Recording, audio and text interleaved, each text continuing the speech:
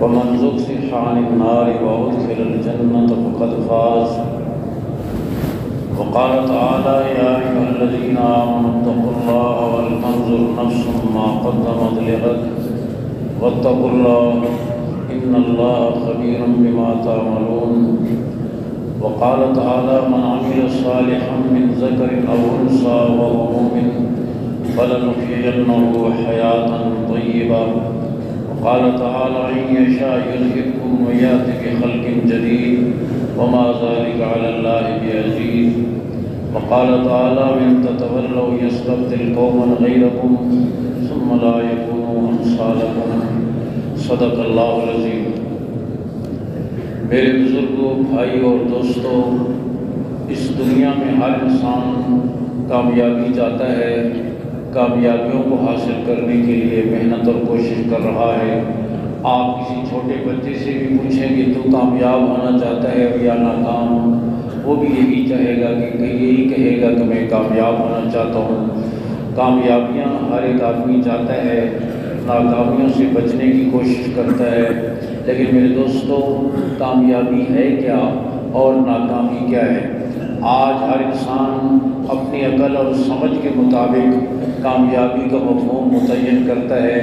کوئی کہتا ہے میری پسند کی شادی ہو جائے میں کامیاب ہو جاؤں، پسند کی ملازمت مل گئی میں کامیاب ہو گیا، میری مرضی کا مکان بن گیا میں کامیاب ہو گیا. یہ کامیابی کا مفہوم ہم نے اپنی عقل کے مطابق متعین کیا ہے. ہماری عقل چھوٹی ہے، اس سے جو ہم کامیابی کا مفہوم متعین کرتے ہیں وہ کامیابی بھی تھوڑی ہے. اللہ کامل علم والے ہیں اور اللہ تعالیٰ نے اپنے علم کے مطابق جو کامیابی بتائی ہے وہ کامیابی بھی بڑی ہے. فرمایا فمن زحزح عن النار وادخل الجنة فقد فاز. فرمایا جسے جہنم کی آگ سے بچا کر جنت میں داخل کر دیا گیا وہ ہے کامیاب. جسے جہنم سے بچا کر جنت میں داخل کر دیا گیا وہ ہے کامیاب. وذالک فوز الکبیر، اور وہ بہت بڑی کامیابی ہے. اور یہی کامیابی کہ آخرت میں ہم کامیاب ہو جائیں، جہنم سے بچ کر جنت میں چلے جائیں، اسی کامیابی کا مفہوم سمجھانے کے لیے اللہ رب العزت نے انبیاء علیہ السلام کو بھیجا. اور انہوں نے انسانوں کو یہ بات سمجھائی کہ تیری اصل ضرورت آخرت کی ہے، تیری اصل زندگی آخرت کی ہے. آج انسان یہ سمجھتا ہے کہ موت پر ضرورتیں ختم ہو جائیں گی. میرے دوستوں، موت ضرورتوں کے ختم ہونے کا نام نہیں ہے، بلکہ موت ضرورتوں کے شروع ہونے کا نام ہے. موت پر ہی تو اصل ضرورتیں شروع ہوں گی. جو آج دنیا میں ضرورتیں ہیں یہی ضرورتیں آخرت میں بھی پیش آئیں گی. آج بنیادی ضرورت پینے کی ہے، آخرت میں یہ ضرورت پیش آئے گی. کھانے کی ضرورت ہے، یہ ضرورت پیش آئے گی. لباس کی ضرورت ہے، یہ ضرورت پیش آئے گی. مکان کی ضرورت ہے، یہ ضرورت پیش آئے گی. لیکن میرے دوستو، آخرت کی ضرورتیں یہاں کے مال و دولت اور یہاں کی چیزوں سے پوری نہیں ہوگی، بلکہ آخرت کی ضرورت کیسے پوری ہوگی؟ آخرت کی ضرورت فرمایا جو ایمان اور عمل کا سرمایہ لے کر جائے گا. یوم لا ينفع مال ولا بنون الا من اتى الله بقلب سلیم. اس دن مال اور بیٹے کام نہیں آئیں گے، بلکہ جو ستھرا دل لے کر آئے گا وہ دل اسے کام دے گا. اور فرمایا ستھرا دل کیا ہے؟ جو دل اللہ کی ذات عالی کی یقین کے ساتھ بھرا ہوا ہے، اس کی صفات کے استحضار کے ساتھ بھرا ہوا ہے. فرمایا یہ دل اسے آخرت میں کام آئے گا. اور پھر اس بنی ہوئی دل کی وجہ سے اس کی ضرورتیں پوری ہوں گی. اگر دنیا میں کوئی آدمی اپنے اس دل پر محنت کرتا رہا، اپنے ایمان پر یقین پر محنت کرتا رہا، تو فرمایا آخرت کے اندر یہ ایمان اور یقین کی دولت لے کر گیا تو اب آخرت کے اندر پانی کی ضرورت اسے بھی پیش آئے گی. اور اس کی ضرورت کیسے پوری کی جائے گی؟ فرمایا 4 قسم کی نہریں اللہ نے اس کے لیے بنائی ہیں. وَانْهَارٌ مِّن مَّاءٍ غَيْرِ آسِنٍ وَانْهَارٌ مِّن لَبَنٍ لَّمْ يَتَغَيَّرْ طَعْمُهُ وَانْهَارٌ مِّن عَسَلٍ مُّصَفًّى وَانْهَارٌ مِّن خَمْرٍ لَذَّةٍ لِّلشَّارِبِينَ. ایسے پانی کی نہریں جس میں کبھی سڑان پیدا نہ ہو، ایسے دودھ کی نہریں جس کے ذائقے میں کبھی تبدیلی نہ آئے، صاف اور نتھرے ہوئے شہد کی نہریں، ایسے شراب کی نہریں جس کے پینے سے نہ سر درد ہو اور نہ سر چکرائے، چاہے تو دودھ کی نہر سے پیے، چاہے تو شہد کی نہر سے پیے، چاہے تو پانی کی نہر سے پیے، چاہے تو شراب طہور کی نہر سے پیے۔ اور فرمایا یہ ضرورت اس کی پوری ہوگی ایمان اور اعمال کی بنیاد پر۔ اور فرمایا یہ عام جنتیوں کے لیے ہے، جو خاص الخاص جنتی ہیں ان کے لیے اللہ نے پینے کی الگ نعمت رکھی ہے۔ اور خاص الخاص جنتی کون ہیں؟ قرآن نے یہ بھی بتا دیا، والسابقون السابقون اولئک المقربون، جو سبقت کرنے والے ہیں، دین کے ہر تقاضے پر پہلی صف میں نظر آتے ہیں۔ نہ گرمی ان کے راستے میں رکاوٹ بنتی ہے، نہ سردی ان کے راستے میں رکاوٹ بنتی ہے، نہ جوانی کی آرزویں رکاوٹ بنتی ہیں، نہ بڑھاپے کا ذوق رکاوٹ بنتا ہے، نہ تجارت کے جھمیلے اور مصروفیات ان کے راستے میں رکاوٹ بنتی ہیں۔ ہر حال میں دین کے تقاضے پر پہلی صف میں نظر آتے ہیں، آگے نظر آتے ہیں۔ فرمایا یہ مقرب جنتی ہیں، اور فرمایا ان مقرب جنتیوں کو تسنیم کے چشمے کا خالص پانی بھی پلایا جائے گا، اور اللہ ان کو روزانہ اپنی زیارت اور دیدار بھی نصیب فرمائے۔ فرمایا باقی جنتیوں کو کبھی کبھی اللہ کی زیارت اور دیدار نصیب ہوگا، اور فرمایا جو خاص الخاص جنتی ہیں ان کو ہر روز اللہ کی زیارت نصیب ہوگی۔ اور فرمایا باقی جنتیوں کے پانی میں تسنیم کے چشمے کا پانی آمیزش کی جائے گی، مکس کر کے دیا جائے گا۔ وَمِزَاجُهُ مِن تَسْنِیمٍ عَيْنٍ يَشْرَبُ بِهَا الْمُقَرَّبُونَ، باقی جنتیوں کو تسنیم کے چشمے کا پانی مکس کر کے دیا جائے گا۔ اور جو مقرب جنتی ہیں، جو دین کے ہر تقاضے پر آگے نظر آتے ہیں، فرمایا ان کو تسنیم کے چشمے کا خالص پانی پلایا جائے گا۔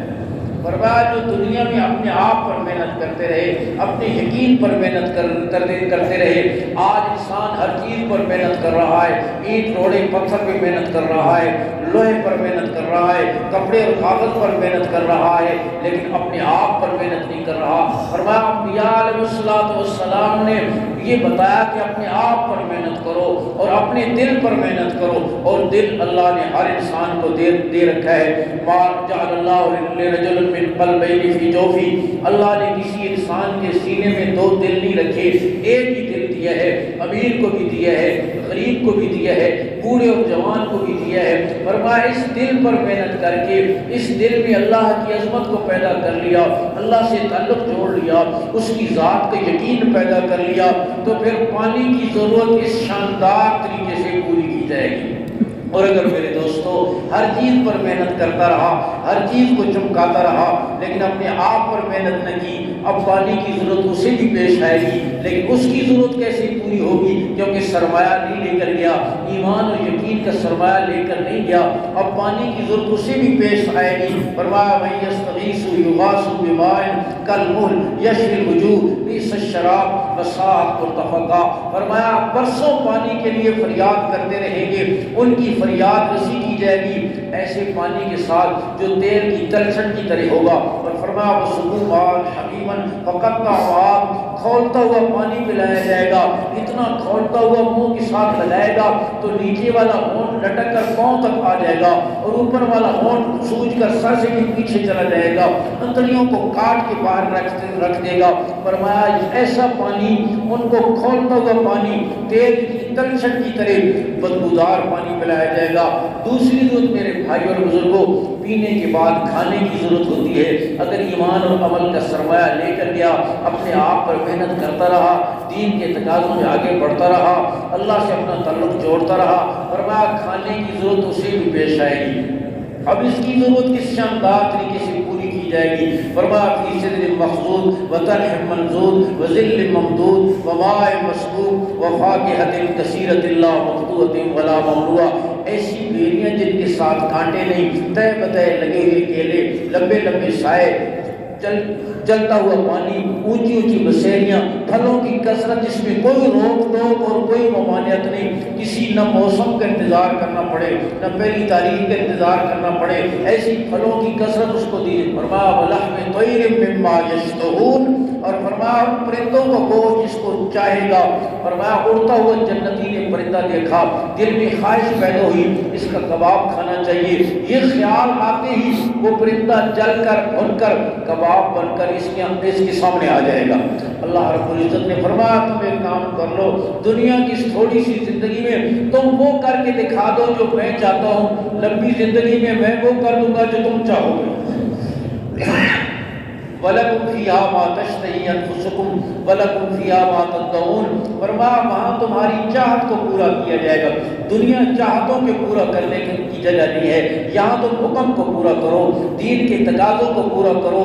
تھوڑی سی زندگی میں دوپہر کے سائے جیسی زندگی اور خواب جیسی زندگی، پانی کی بلبلے جیسی زندگی، اس زندگی میں تم وہ کر کے دکھا دو جو میں چاہتا ہوں، پھر لمبی زندگی میں وہ کر دوں گا جو تم چاہو گے۔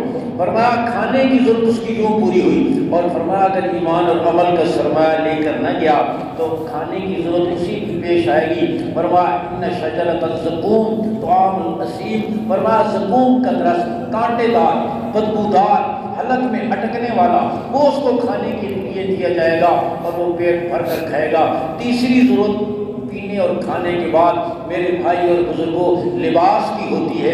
اللہ رب العزت نے فرمایا جو میرے بن کر آئے، جنہوں نے دنیا میں میرے دین کے لیے محنت کی، گرمی اور سردی ان کے راستے میں رکاوٹ نہیں بنی، بڑھاپا اور جوانی ان کے راستے میں رکاوٹ نہیں بنی، لگے رہے مجھے راضی کرنے پر، اپنے آپ پر محنت کرنے میں لگے رہے، ایمان اور یقین کے بنانے میں لگے رہے۔ فرمایا لباس کی ضرورتوں کی کیسے پوری کی جائے گی؟ وَلِبَاسٌ فِيهَا حَرِيرٌ، ریشم کا لباس پہنایا جائے گا۔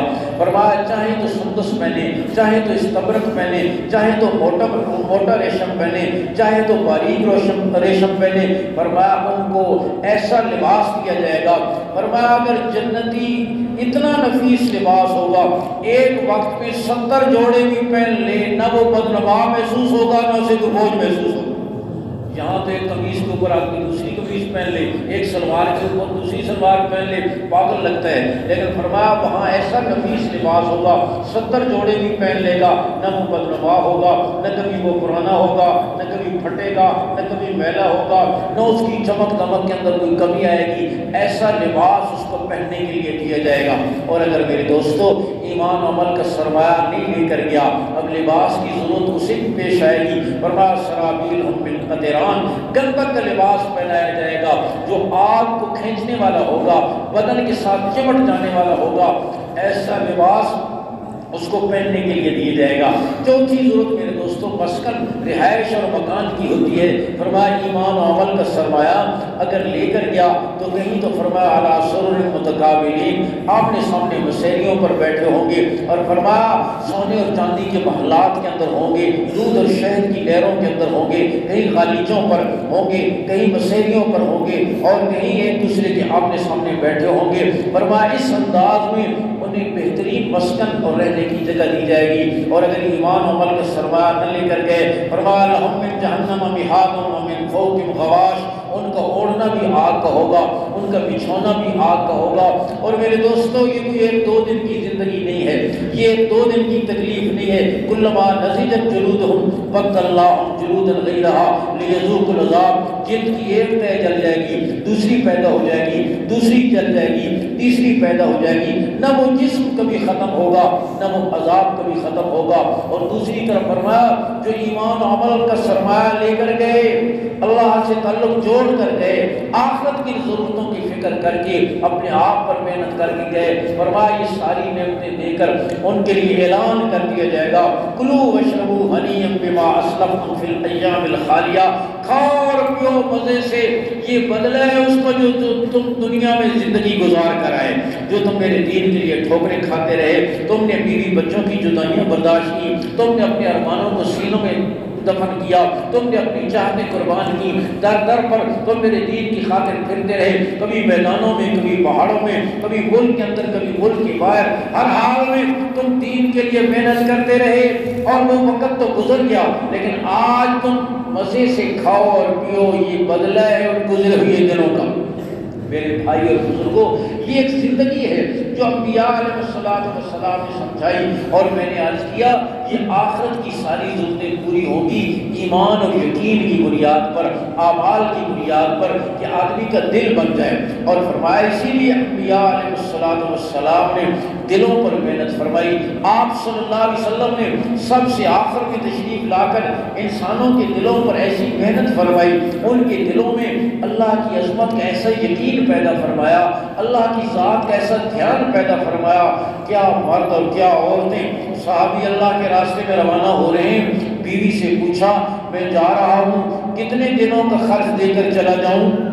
بیوی کہنے لگی جتنے دنوں کی آپ میری زندگی چاہتے ہیں اتنے دنوں کا خرچ دے کر چلے جائیں۔ فرمانے لگے تیری زندگی تو میرے اختیار میں نہیں۔ کہنے لگی پھر میرا رزق بھی آپ کے اختیار میں نہیں، میرا رزق بھی اسی کے اختیار میں ہے جس کے اختیار میں میری زندگی ہے۔ چلے گئے، بعد میں پڑوسن نے پوچھا شوہر چلے گئے کتنے دنوں کا خرچ دے کر چلے گئے؟ فرمانے لگی جو کھانے والا تھا گھر سے چلا گیا، جو رزق دینے والا ہے وہ موجود ہے۔ جو کھانے والا تھا وہ تو خود کھانے والے تھے، جو کھانے والا تھا وہ گھر سے چلا گیا، جو رزق دینے والا ہے وہ موجود ہے۔ میں عرض کر رہا ہوں دلوں پر ایسی محنت کی گئی کہ ہر انسان مرد اور عورت کے دل میں اللہ رب العزت کی ذات کا یقین، اس کے وعدوں کا یقین، اس کی صفات کا یقین۔ ہاں عورت گھر کے اندر ہے۔ حضرت فاروق اعظم رضی اللہ عنہ رات کو گشت کر رہے ہیں، ایک بیوہ کے مکان کے پاس سے گزرے۔ بیوہ اپنی بیٹی سے پوچھ لیے بیٹی گائے کا دودھ نکال لیا یا نہیں نکال لیا؟ کہا ماں نکال لیا۔ ماں نے پوچھا بیٹی پانی بھی ملایا یا نہیں ملایا؟ ہاں بیٹی نے کہا نہیں اماں پانی نہیں ملایا۔ امیر المومنین عمر نے ملاوٹ کرنے سے منع کر رکھا ہے۔ ماں کہے کہ بیٹا رات ہے، گھر کی چار دیواری ہے، اندھیرا ہے، دروازہ بند ہے، امیر المومنین عمر تھوڑے ہی دیکھ رہے ہیں، پانی ملا لو۔ وہ بیٹی جس کے دل میں نور ایمان تھا، جس کے دل میں یقین تھا، فوراً کہنے لگی اماں امیر المومنین تو نہیں دیکھ رہے، امیر المومنین کا رب تو دیکھ رہا ہے، اور وہ تو روشنی میں بھی دیکھتا ہے، وہ تو اندھیرے میں بھی دیکھتا ہے، وہ تہ خانوں میں بھی دیکھتا ہے، بالا خانوں میں بھی دیکھتا ہے۔ یعلم خائنۃ الاعین وما تخفی الصدور، وہ آنکھ کی خیانت کو بھی جانتا ہے، دلوں کی سوچوں کو بھی جانتا ہے، اس سے کوئی چیز پوشیدہ نہیں ہے۔ وما تسقط من ورقۃ الا یعلمها، پوری کائنات میں، زمین کے کسی حصے میں، زمین کے کسی خطے میں، آسٹریلیا کے کسی جنگل میں، افریقہ کے کسی جنگل میں، رات کے سناٹے میں اگر کسی درخت کی ٹہنی سے چپکے سے ایک پتا زمین پہ گرتا ہے وہ بھی اللہ کے علم کے اندر ہوتا ہے، اس سے کوئی چیز پوشیدہ نہیں ہے۔ اب یہ بات دل میں اتر جائے تو بیٹی کے دل میں یہ بات اتری ہوئی تھی، اس نے کہا ماں امیر المومنین تو نہیں دیکھ رہے، امیر المومنین کا رب تو دیکھ رہا ہے۔ حضور اقدس صلی اللہ علیہ وسلم نے مردوں پر محنت فرمائی، عورتوں پر محنت فرمائی، بوڑھے اور جوان، کالے اور گورے، آپ صلی اللہ علیہ وسلم نے سب کے دلوں پر محنت فرمائی، اور ان کے دلوں کے اندر اللہ کی عظمت کا یقین پیدا ہو گیا۔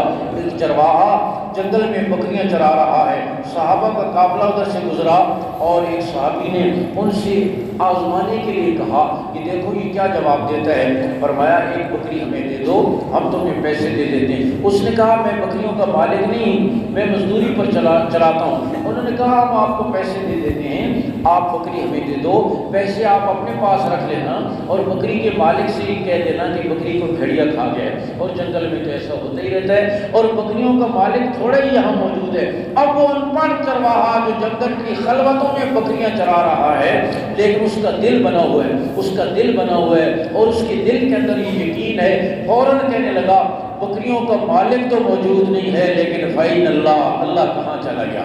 بکریوں کا مسلسل کہے جا رہا ہے بکریوں کا مالک تو موجود نہیں ہے، لیکن اللہ کہاں چلا گیا؟ بکریوں کا مالک تو موجود نہیں ہے، لیکن اللہ کہاں چلا گیا؟ میرے بھائیوں بزرگوں، دلوں پر ایسی محنت کی گئی کہ اللہ رب العزت کی صفات کا یقین دلوں کے اندر بیٹھ گیا۔ آخرت ہر وقت گویا ان کی آنکھوں کے سامنے تھی، اتنا آخرت کو بولا، اتنا آخرت کو سنا، اتنے آخرت کے تذکرے ہوئے کہ گویا آخرت ہر وقت ان کی آنکھوں کے سامنے تھی۔ اور آخرت کے تذکرے وہ یوں کرتے تھے جیسے ہم آپس میں گھر والوں کے ساتھ بیٹھ کر کہیں بھی مکان بنایا ہو اور وہ ابھی تک بچوں نے نہ دیکھا ہو تو ہم سے پوچھتے ہیں، صحابی عرض کرنے لگے اے اللہ کے رسول صلی اللہ علیہ وسلم، جنت میں پیر بھی ہوں گے؟ آپ نے فرمایا ہوں گے؟ عرض حضور جنت میں بیر ہوں گے تو پھر بیریاں بھی ہوں گی، بیریاں ہوں گی تو بیریوں کے ساتھ کانٹے بھی ہوں گے، اور جب بیر توڑیں گے تو کانٹے چبھیں گے اور تکلیف ہوگی، اور جنت تو تکلیف کی جگہ نہیں ہے، یہ کیسے ہوگا؟ آپ صلی اللہ علیہ وسلم نے خاموشی اختیار فرمائی۔ جبریل علیہ السلام قرآن مجید کی یہ آیات لے کر نازل ہوئی ہے، فی سدر مخضود، جنت میں ایسی بیریاں ہوں گی جن کے ساتھ کانٹے نہیں ہوں گے، اور فرمایا جنت کی بیری کا ایک ایک بیر مٹکے جتنا ہوگا۔ اب صحابی پوچھ رہے اے اللہ کے رسول صلی اللہ علیہ وسلم جنت میں کھیتی باڑی کی ہوگی؟ آپ نے فرمایا ہاں، ایک جنتی تمنا کرے گا یا اللہ دنیا میں کھیتی باڑی کرتا تھا، یہاں کوئی جنت میں ایسی کوئی چیز نظر نہیں آ رہی، اس کے خیال آتے ہی زمین تیار ہوگی، بیج ڈلے گا، بیج اگے گا، فصل بڑھے گی، پکے گی، اور فوراً غلے کا ڈھیر تیار ہو جائے گا اور اس کو دیکھ کر خوش ہو۔ آپ صلی اللہ علیہ وسلم نے یہ بات بیان فرمائی تو صحابی عرض کریں حضور یہ کہ مدینے کا انصاری ہوگا، اس لیے کہ کھیتی باڑی مدینے کے انصاری ہی کرتے ہیں، ہم مکہ والے تو تاجر پیشر ہو گئے، ایسی بھی تمنا کرنے والا مدینے کا انصاری ہوگا۔ آپ اندازہ فرمائیں جنت کے تذکرے اس انداز میں، آخرت کی زندگی کے تذکرے اس انداز میں، وہ سمجھتے ہیں کہ ہمارا وطن وہی ہے، ہماری رہنے کی جگہ وہی ہے، وطن اصلی وہی ہے، ہم اسی کی طرف جا رہے ہیں، اور دنیا میں ہم اس کی تیاری کے لیے آئے، اور ہر وقت وہ اپنی آخرت کو پیش نظر رکھ کر، آخرت کو پیش نظر رکھ کر کہ ہر وہ عمل جس سے ہماری آخرت بن جائے، ہر وقت اس کو پیش نظر رکھ کر، اور پھر دنیا میں جب ایمان بن گیا، یقین بن گیا، دل بن گئے، اعمال کرنے آسان، فرمایا جب دل کے یقین بن جاتا ہے اعمال کرنے ایسے آسان ہو جاتے ہیں جیسے سخت بھوک کی حالت میں کھانا کھانا آسان، سخت پیاس کی حالت میں پانی پینا آسان، اور سخت نیند کے غلبے کے وقت سو جانا آسان، اس طریقے سے فرمایا آسان۔ حضور اقدس صلی اللہ علیہ وسلم تشریف فرمائے، حضرات صحابہ کرام پاس بیٹھے ہوئے ہیں، آپ صلی اللہ علیہ وسلم نے پوچھا بتاؤ آج نفلی روزہ کس نے رکھا؟ صدیق اکبر کھڑے ہوئے عرض حضور میں نے۔ آپ نے فرمایا قرآن کی تلاوت کس نے کی؟ صدیق اکبر عرض کرے حضور میں نے۔ آپ نے فرمایا یتیم کے سر پہ شفقت کا ہاتھ کس نے پھیرا؟ صدیق اکبر عرض کرنے حضور میں نے۔ آپ نے فرمایا نفلی صدقہ کس نے کیا؟ صدیق اکبر عرض کرے حضور میں نے۔ آپ نے فرمایا راستے سے تکلیف دینے والی چیز کس نے ہٹائی؟ صدیق اکبر عرض کرنے حضور میں نے۔ آپ صلی اللہ علیہ وسلم نیکیاں گنواتے چلے گئے اور ہر نیکی پر صدیق اکبر کھڑے ہوتے تھے۔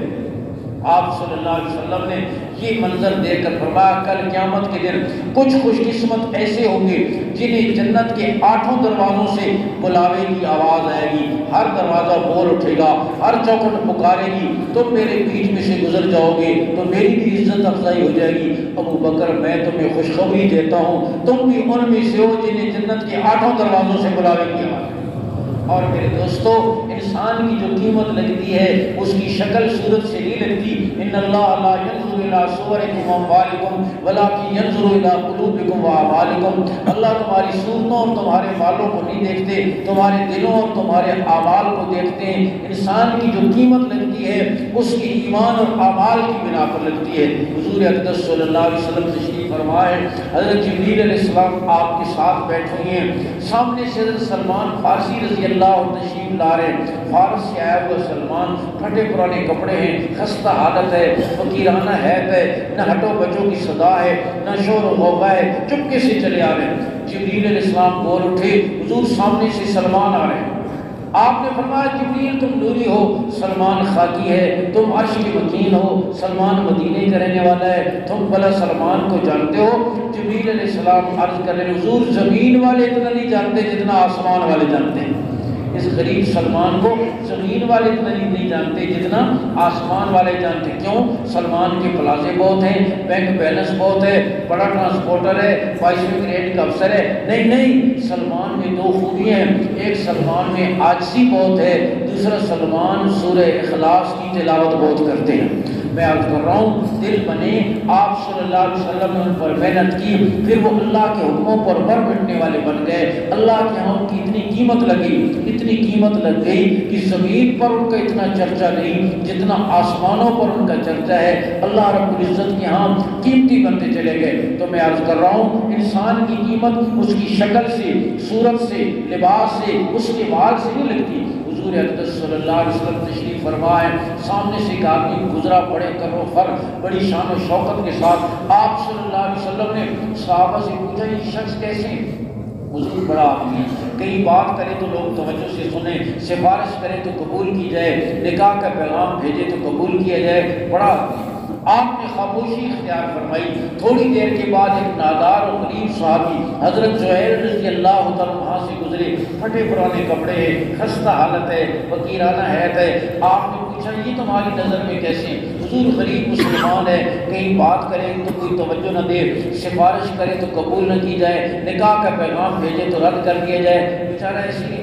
آپ صلی اللہ علیہ وسلم نے فرمایا میرے جانثارو، وہ پہلا آدمی جسے تم بڑا اور معزز سمجھ رہے تھے، اس جیسوں سے اگر پوری دنیا بھی بھر جائے تب بھی ایک انسان زیادہ قیمتی ہے۔ اللہ کے یہاں تب بھی ایک زیادہ قیمتی ہے۔ تو اللہ رب العزت کے یہاں جو قیمت لگتی ہے وہ دل کی بنیاد پر لگتی ہے، اعمال کی بنیاد پر لگتی ہے۔ بلال کالا ہے گورا نہیں، بدصورت ہے خوبصورت نہیں، غلام ہے آزاد نہیں، دور کا ہے نزدیک نہیں، لیکن زمین پہ چلتے قدموں کی 8 جنت میں سنائی دیتی ہے۔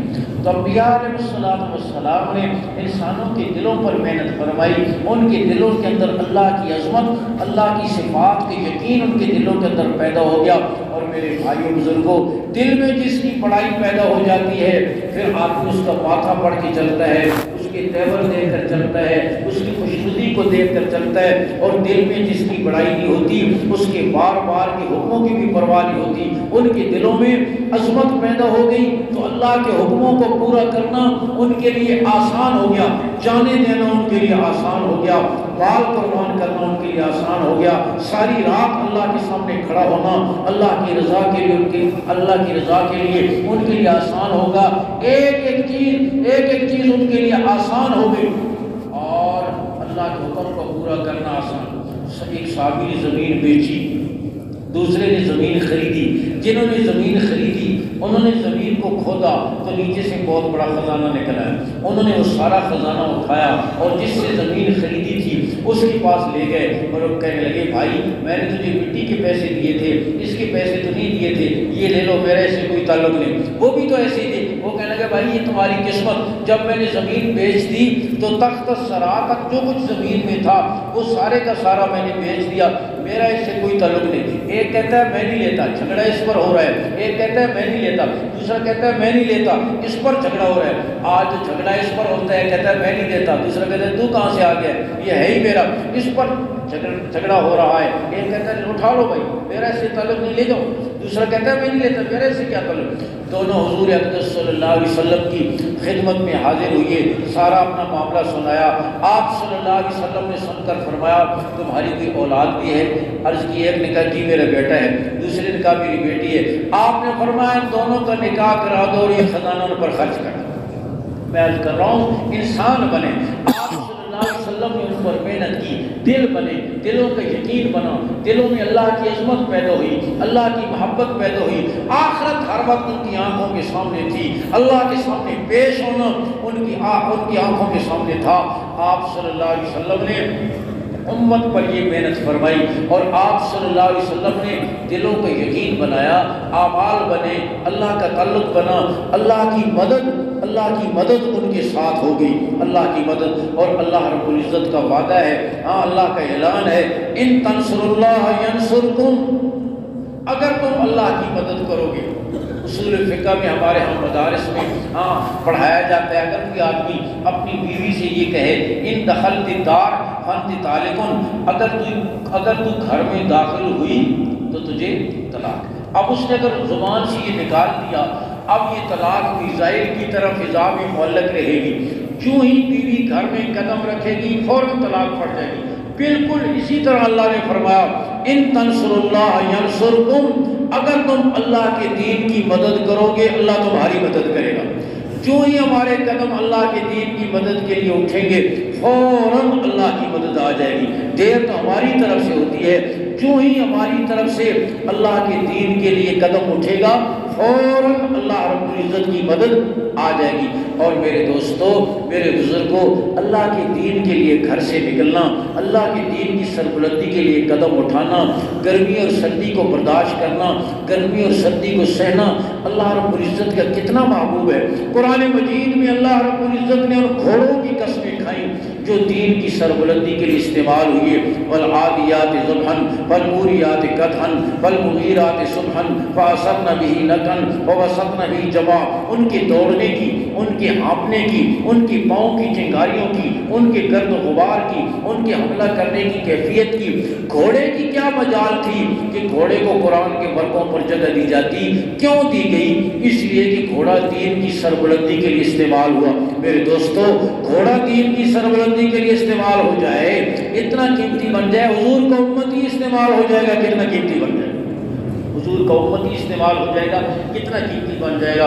قرآن مجید میں اصحاب کہف کا ذکر ہے، نحن نقص علیک نبأهم بالحق انہم فتیۃ آمنوا بربہم وزدناہم ہدی وربطنا علی قلوبہم۔ نوجوانوں کا ایک گروہ اصحاب کہف اپنے ایمان کو بچانے کے لیے غلط ماحول سے نکل کر صحیح ماحول کی طرف گئے تو اللہ رب العزت نے فرمایا وہ جو ہی نکلے تو فرمایا وزدناہم ہدی، ہم نے اپنے خزانے کی سب سے قیمتی چیز ہدایت ان کے لیے زیادہ کر دی۔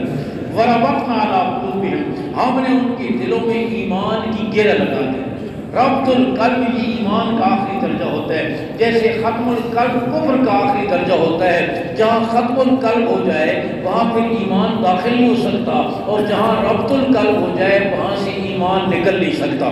فرمایا وہ نکلے ہمارے راستے میں، ہم نے ان کے لیے ہدایت زیادہ کر دی، ان کے دلوں میں ایمان کی گرہ لگا دی، ایمان کو جما دیا ہم نے ان کے دلوں میں۔ اور فرمایا وہ 309 سال تک ہم نے انہیں غار میں سلائے رکھا، تو وَنُقَلِّبُهُمْ ذَاتَ الْيَمِينِ وَذَاتَ الشِّمَالِ، وہ ہمارے تھے، ہم غار میں کروٹیں بھی ان کی خود بدلتے تھے، اپنی قدرت سے ہم ان کی کروٹیں بدلتے تھے، اس لیے کہ وہ ہمارے تھے، ہمارے نام پر نکلے تھے، ہمارے لیے نکلے تھے۔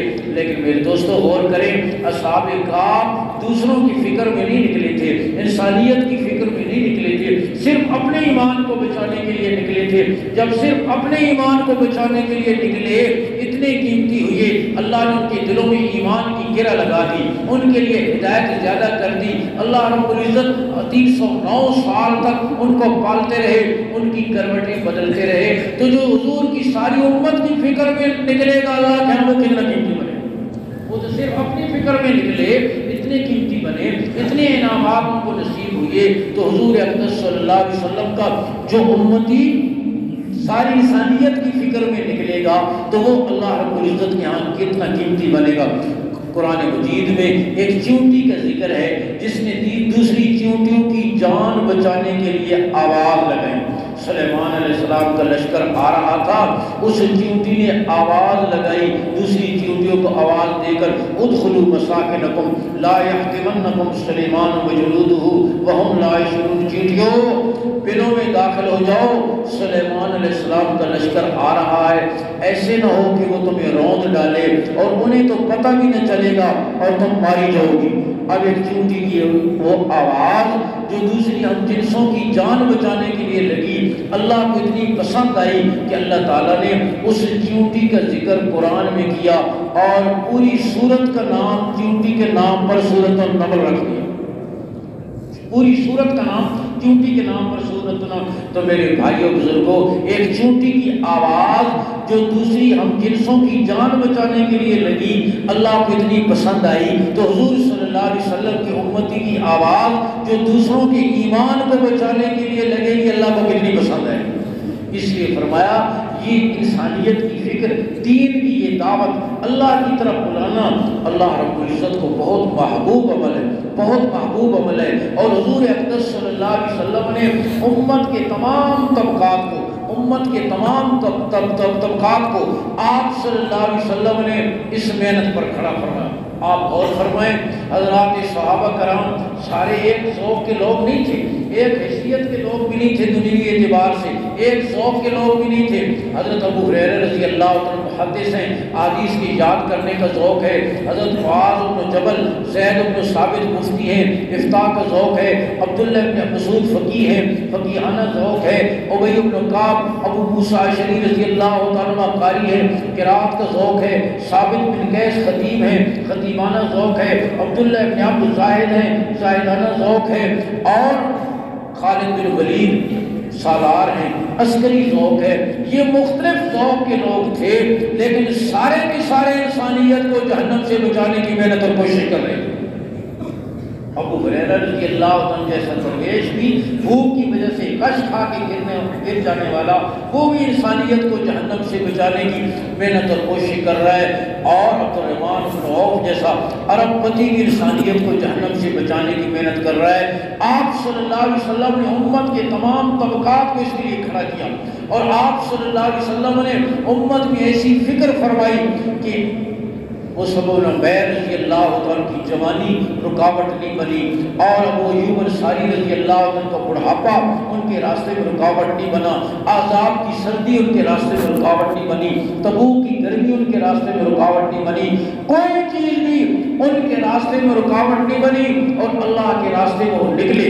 حضور اقدس صلی اللہ علیہ وسلم نے انسانیت کو جہنم سے بچانے کی یہ فکر آپ صلی اللہ علیہ وسلم نے ان میں منتقل فرمائی۔ یہودی نوجوان آپ صلی اللہ علیہ وسلم کی خدمت میں آ کر بیٹھا کرتا تھا، یہودی تھا، لیکن آپ صلی اللہ علیہ وسلم کے اخلاق کریمانہ ایسے تھے کہ وہ یہودی بھی آ کر آپ صلی اللہ علیہ وسلم کی خدمت میں بیٹھا کر کچھ دن ہوئے وہ نظر نہ آیا۔ آپ صلی اللہ علیہ وسلم نے صحابہ سے پوچھا، وہ ایک یہودی نوجوان آتا تھا نظر نہیں آیا، عرض کی حضور وہ تو بیمار ہے اور سنا ہے اس کی حالت نازک ہے۔ حضور اقدس صلی اللہ علیہ وسلم صحابہ کو ساتھ لے کر تشریف لے گئے اور دیکھا کہ وہ آخری سانسوں پر ہے، نظر کی حالت میں ہے، اس کا کافر باپ اس کے سرانے کھڑا ہوا ہے۔ آپ صلی اللہ علیہ وسلم کی رحمت والی نظر اس پر پڑی، کاش یہ جہنم کی آگ سے بچ جائے، کاش یہ جہنم کی آگ سے بچ جائے۔ آپ صلی اللہ علیہ وسلم کو یہی فکر، ہر موقع پر آپ صلی اللہ علیہ وسلم کو یہی غم۔ ابو جہل نے، اور میرے بھائیوں، میرے بزرگوں، نبوت کا مزاج یہی ہے۔ ایک تو یہ ہے دعوت کا کام اپنے مزاج پر کرنا، ایک ہے نبوی مزاج پر کرنا، نبوت کے مزاج پر کرنا۔ اور نبوت کا مزاج کیا ہے؟ ابو جہل نے آپ کی شان میں گستاخی کی، آپ کے چچا سید الشہداء حضرت حمزہ رضی اللہ عنہ ابھی تک مسلمان نہیں ہوئے تھے، لیکن انہیں پتہ چلا تو انہوں نے بھتیجا ہونے کے ناطے سے جا کر ابو جہل سے بدلہ لیا اور آ کر بتایا آپ صلی اللہ علیہ وسلم کو، بھتیجے خوش ہو جاؤ، میں نے تمہارا بدلہ لے لیا ہے۔ آپ صلی اللہ علیہ وسلم نے فرمایا نبوت کا مزاج دیکھیں، نبوی مزاج کیا ہے۔ آپ صلی اللہ علیہ وسلم نے فرمایا چچا جان میری خوشی بدلہ لینے میں نہیں ہے، میں اس دن خوش ہوں گا جس دن آپ کلمہ پڑھ کر مسلمان ہو جائیں گے، جس دن آپ کلمہ پڑھ کر مسلمان ہو جائیں گے۔ آپ غور فرمائیں، آپ صلی اللہ علیہ وسلم کو یہ غم، یہ بے چینی آپ کی شمائل میں آتا ہے، فی صدری عزیز عزیز المرجل، آپ کے سینہ مبارک سے ہڈیاں کی کھولنے کی سی آواز آتی تھی۔ آپ کان متواصل الاذان، آپ مسلسل غمگین رہتے تھے۔ لیس لہ راحۃ فی اللیل ولا فی النہار، نہ دن کو چین تھا نہ رات کو چین تھا۔ میرے بھائیوں بزرگوں غور کرو، یہ غم کیا تھا، یہ بے چینی کیا تھی، سینہ مبارک سے ہڈیاں کے کھولنے کی آواز کیا تھی؟ قرآن کہتا ہے وَوَضَعْنَا عَنْكَ وِزْرَكَ الَّذِي أَنقَضَ ظَهْرَكَ، وہ بوجھ جس نے آپ کی کمر مبارک کو دوہرا کر دیا تھا، وہ بوجھ کیا تھا، وہ غم کیا تھا، وہ بے چینی کیا تھی، سینہ مبارک سے ہڈیاں کی کھولنے کی آواز کیوں تھی، مسلسل غمگین آپ کیوں رہتے تھے؟ اور بخاری کی روایت ہے آپ صلی اللہ علیہ وسلم نے رات کو اتنا لمبا سجدہ کیا، صحابہ فرماتے ہیں ہمیں گمان ہونے لگا کہ شاید روح پرواز کر گئی، اتنا لمبا سجدہ۔ اللہ رب العزت نے جبریل علیہ السلام سے فرمایا جاؤ جا کر میرے محبوب سے پوچھو ما یبکی، کس چیز نے آپ کو رلایا؟ جبریل امین حاضر خدمت ہوئے، آپ صلی اللہ علیہ وسلم نے فرمایا میری امت کا غم بڑھ رہا ہے، میری امت کا کیا بنے گا؟ آپ غور فرمائیں آپ کو کتنا غم، کتنی بے چینی امت کے لیے۔ ہاں آپ صلی اللہ علیہ وسلم نے فرمایا امت کا غم پڑ رہا ہے، میری امت کا کیا بنے گا؟ جبریل علیہ السلام واپس گئے، اللہ رب العزت سے جا کر عرض کی، رب ذوالجلال نے فرمایا جاؤ جا کر میرے محبوب کو میرا سلام کہو اور کہو انا سنرضیک فی امتک ولا نسوک، ہم آپ کو آپ کی امت کے بارے میں خوش کر دیں گے اور پریشان نہیں ہونے دیں گے۔ آپ صلی اللہ علیہ وسلم کو ہر وقت یہ غم، ہر وقت یہ بے چینی، آپ دنیا سے تشریف لے جانے والے ہیں، آپ صلی اللہ علیہ وسلم مرض الوفات میں ہیں، جبریل علیہ السلام آپ کے پاس کھڑے ہیں، ملک الموت حجرہ مبارکہ کے باہر کھڑے ہیں، جبریل عرض کریں حضور ملک الموت باہر کھڑے ہیں اور اندر حاضری کی اجازت چاہتے ہیں۔ اور جب سے کائنات بنی ہے ملک الموت کو کسی بادشاہ کے پاس جانے، کسی دربار میں داخلے کے لیے اجازت کی ضرورت نہیں پڑی، لیکن آج ملک الموت کی اجازت چاہتے ہیں۔ آپ صلی اللہ علیہ وسلم نے فرمایا اجازت ہے، اندر آ جائیں۔ ملک الموت آ گئے اور آ کر عرض کرنے لگے اللہ رب العزت نے مجھے بھیجا ہے، آپ کو لینے کے لیے آیا ہوں، رب ذوالجلال آپ کی ملاقات چاہتے ہیں، لینے کے لیے آیا ہوں۔ آپ صلی اللہ علیہ وسلم نے جبریل علیہ السلام کی طرف نگاہ اٹھائی، آپ نے فرمایا جبریل میں بھی رب کی ملاقات چاہتا ہوں، لیکن یہ تو معلوم کر کے بتاؤ میرے بعد میری امت کا کیا بنے گا، یہ تو معلوم کر کے بتاؤ میرے بعد میری امت کا کیا بنے گا۔ جبریل علیہ السلام گئے، رب ذوالجلال سے جا کر عرض کی، اللہ رب العزت نے فرمایا جاؤ جا کر میرے محبوب کو بتا دو آپ کے دنیا سے تشریف لانے کے بعد بھی ہم آپ کی امت کے ساتھ خیر کا معاملہ کریں گے۔ میں عرض کر رہا ہوں غور کریں آپ صلی اللہ علیہ وسلم کو کتنا غم، کتنی بے چینی۔ آپ صلی اللہ علیہ وسلم نے عبداللہ بن مسعود رضی اللہ عنہ سے فرمایا میرا جی یہ چاہتا ہے تم قرآن پڑھو اور میں تم سے قرآن سنوں۔ عبداللہ بن مسعود نے پڑھنا شروع کیا، آپ صلی اللہ علیہ وسلم نے سننا شروع کیا۔ پڑھتے پڑھتے جب اس آیت پر پہنچے فَكَيْفَ إِذَا جِئْنَا مِنْ كُلِّ أُمَّةٍ بِشَهِيدٍ وَجِئْنَا بِكَ عَلَىٰ هَٰؤُلَاءِ شَهِيدًا، میرے محبوب اس وقت کیا کیفیت ہوگی جب ہم آپ کو آپ کی امت پر اور پچھلی ساری امتوں پر گواہ بنا کر پیش کریں گے۔ آپ صلی اللہ علیہ وسلم نے سنا تو فرمایا حسبک الآن، ابن مسعود بس کر دو، اب اور سننے کی سکت نہیں۔ ابن مسعود فرماتے ہیں میں نے تلاوت کو موقوف کیا، نظر اٹھا کے دیکھا تو آپ کی دونوں آنکھیں برسات کی جھڑی کی طرح برس رہی تھی۔ آپ یہ سن کر رو دیے کل قیامت کے دن امت کے اعمال پر گواہی تو دینا پڑے گی، پتہ نہیں میرے بعد میری امت کیسی زندگی گزارے گی، کیسے کام کرے گی، کل مجھے کیسی گواہی دینا پڑے گی۔ میں عرض کر رہا ہوں یہ امت کا غم، اور پھر یہ غم آپ صلی اللہ علیہ وسلم نے ہر امتی کو منتقل فرمایا۔ امت کو جہنم سے بچانے کا غم، ان کی آخرت کی فکر، آپ صلی اللہ علیہ وسلم نے یہ غم، یہ ذمہ داری آپ صلی اللہ علیہ وسلم نے ہر امتی کے سپرد فرمائی، اور یہ ذمہ داری ہر امتی پوری کر رہا ہے۔ میں نے عرض کیا مصعب بن عمیر جیسا جوان بھی، ابو ایوب انصاری جیسا بوڑھا بھی، ابو ہریرہ جیسا محدث بھی، خالد بن ولید جیسا سالار بھی، اور معاذ بن جبل، زید بن ثابت جیسا مفتی بھی، عمرو بن عاص جیسا زاہد بھی، سارے کے سارے انسانیت کو جہنم سے بچانے کی کوشش کر رہے ہیں، اور کوئی چیز بھی ان کے راستے میں رکاوٹ نہیں بن رہی، کوئی چیز بھی، کوئی چیز، نہ گرمی کا موسم، نہ سردی کا موسم، نہ پکے ہوئے باغات، نہ گھریلو مصروفیات، نہ ذوق اور بڑھاپا، نہ جوانی، کوئی چیز کی رکاوٹ نہیں، یہاں تک کہ حضور اقدس صلی اللہ علیہ وسلم کی جدائی جو ان کے لیے سب سے مشکل چیز تھی وہ بھی رکاوٹ نہیں بنی۔ حضرت معاذ بن جبل رضی اللہ تعالیٰ عنہ وہ صحابی ہیں، آپ صلی اللہ علیہ وسلم سے فرمایا واللہ انی لأحبک یا معاذ، معاذ اللہ کی قسم مجھے تم سے محبت ہے۔ حضور صلی اللہ علیہ وسلم سے فرمایا معاذ اللہ کی قسم مجھے تم سے محبت ہے۔ آپ نے یمن کی طرف رخصت فرمایا، آپ صلی اللہ علیہ وسلم نے کچھ ہدایات دی، کچھ نصیحتیں فرمائیں، کچھ وصیتیں فرمائیں، پھر آپ صلی اللہ علیہ وسلم نے آخر میں ایک بات فرمائی، آپ نے فرمایا معاذ ہو سکتا ہے آج کی ملاقات آخری ملاقات ہو، اور تم یمن سے واپس آؤ تو اللہ کا تمر علی قبری، ہو سکتا ہے تمہارا گزر میری قبر پر ہو، تم مجھے نہ دیکھ سکو، آج کی ملاقات آخری ملاقات ہو۔ یہ خبر معاذ پر بجلی بن کر گری، اتنا ہوئے ہچکیوں سے کہ قریب تھا کہ سواری سے نیچے گر جاتے، لیکن جس کام کے لیے حضور صلی اللہ علیہ وسلم نے روانہ فرمایا تھا ایک قدم بھی پیچھے نہیں ہٹایا، روتے ہوئے، سسکیاں لیتے ہوئے، آہیں بھرتے ہوئے روانہ ہو گئے۔ اور وہی ہوا کہ جب یمن سے واپس تشریف لائے تو حضور صلی اللہ علیہ وسلم دنیا سے تشریف لے جا چکے تھے۔ میرے دوستو، حضرات صحابہ کرام نے دین کی گاڑی کو ایسا قربانیوں کا زوردار دھکا لگایا کہ 1400 سال سے وہ چلتے چلتے ہم تک پہنچ گئی۔ آپ نے دیکھا ہوگا ریلوے اسٹیشن پر ڈبے کھڑے ہوتے ہیں، بعض اوقات انجن آتا ہے اور اس ڈبے کو دھکا لگا کر چھوڑ دیتا ہے اور وہ ڈبہ دور تک آگے خود چلتا چلا جاتا ہے بغیر انجن کے۔ حضرات صحابہ کرام نے اپنی قربانیوں کا ایسا زوردار دھکا لگایا ہاں کہ آج تک یہ دین کی گاڑی ان کی قربانیوں کی وجہ سے چلتی چلی آ رہی ہے اور کوئی چیز ان کے راستے میں رکاوٹ نہیں بنی۔ میں عرض کر رہا ہوں خود حضور اقدس صلی اللہ علیہ وسلم نے ان کے لیے نمونہ پیش فرمایا۔ زباد ازدی قبیلے ازد کا رہنے والا مکہ مکرمہ آیا، آپ صلی اللہ علیہ وسلم کی بعثت کا آغاز ہے۔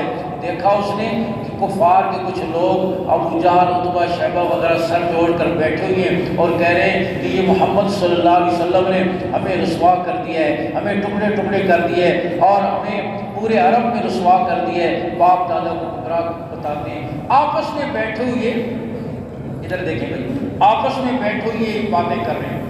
یہ مسافر آدمی تھا، کافر تھا، مسلمان نہیں تھا اور جادو وغیرہ کے علاج کرتا تھا۔ اس نے جب ان کی گفتگو سنی تو اپنے دل میں سوچنے لگا کہ ہو نہ ہو جس آدمی کی یہ بات کر رہے ہیں اس پر کوئی جادو وغیرہ کا اثر ہے، اگر وہ مجھے مل جائیں میں ان کا علاج کروں پوری قوم پریشانی سے بچ جائے۔ یہ سن کر سوچ کر اٹھا حضور صلی اللہ علیہ وسلم کو تلاش کرنے کے لیے۔ آپ صلی اللہ علیہ وسلم بیت اللہ کی دیوار کے سائے میں آرام فرما رہے تھے۔ آ کر کہنے لگا میں نے آپ کی قوم کی گفتگو آپ کے بارے میں سنی، مجھے یقین ہو گیا کہ آپ پر کسی جادو وغیرہ کا اثر ہے۔ آپ اپنی بیماری کو بڑا نہ سمجھیں، میں نے بڑے بڑے مریضوں کا علاج کیا ہے، اللہ نے ان کو میرے ہاتھ میں شفا دے دی ہے۔ آپ بھی اپنی بیماری کو بڑا نہ سمجھیں، اللہ آپ کو بھی شفا دے دے گا، آپ بھی علاج کروائیں۔ آپ نے اس کی بات سن کر کوئی جواب نہیں دیا کہ تم میرا علاج کرو یا نہ کرو، میں بیمار ہوں یا نہیں۔ اس سے معلوم ہوا کہ ہر بے وقوف کے سوال کا جواب دینا بھی ضروری نہیں ہوتا۔ بعض اوقات خاموشی بہت سے سوالوں کا جواب ہوتی ہے۔ آپ صلی اللہ علیہ وسلم نے اپنی رحمت والی نظر اس کے چہرے پر ڈالی کہ یہ کس چکر میں پڑا ہوا ہے، کاش یہ جہنم کے شعلوں سے بچ جائے، جہنم کی آگ۔ آپ صلی اللہ علیہ وسلم نے اس کی ہدایت کے غم اور بے چینی کے ساتھ آپ نے اس کے سامنے قرآنی کلمات بیان فرمائے، ایمان کی، اللہ کی عظمت اور بڑائی بیان فرمائی۔ پہلا نمبر بیان فرمایا آپ صلی اللہ علیہ وسلم نے فرمایا الحمدللہ الحمدللہ نحمدہ ونستعینہ ونستغفرہ ونؤمن بہ ونتوکل علیہ ونعوذ باللہ من شرور انفسنا ومن سیئات اعمالنا من یہدہ اللہ فلا مضل لہ ومن یضلل فلا ہادی لہ۔ ہم اسی کی حمد کرتے ہیں، اسی سے مدد طلب کرتے ہیں، اسی پہ بھروسہ کرتے ہیں۔ جسے وہ ہدایت دے دے اسے کوئی گمراہ نہیں کر سکتا اور جسے وہ گمراہ کر دے اسے کوئی ہدایت نہیں دے سکتا۔ آپ نے اس کی ہدایت کے غم اور بے چینی کے ساتھ ان کلمات کی تلاوت کی۔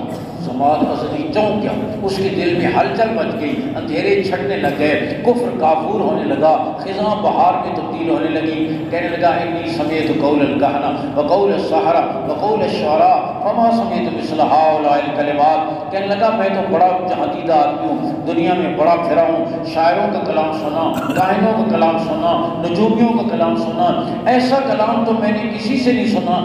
یہ کلام تو بلاغت کے سمندروں میں ڈوبا ہوا ہے۔